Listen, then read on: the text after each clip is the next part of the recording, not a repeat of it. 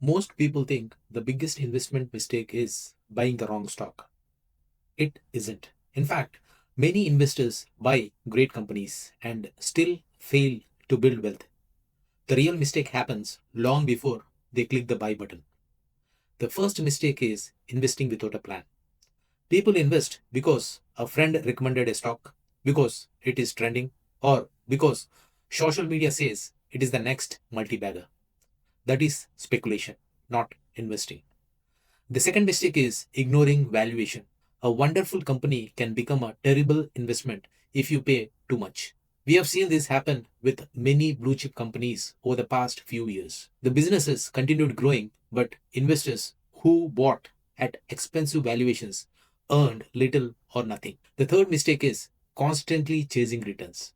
Every year, there is a new hot sector, whether it can be IT, pharma, EVs, AI, defense, renewables. By the time most investors enter, the easy money has already been made. Professional investors don't ask, what should I buy today? They ask, does this investment fit my long term plan? That's a complete different mindset.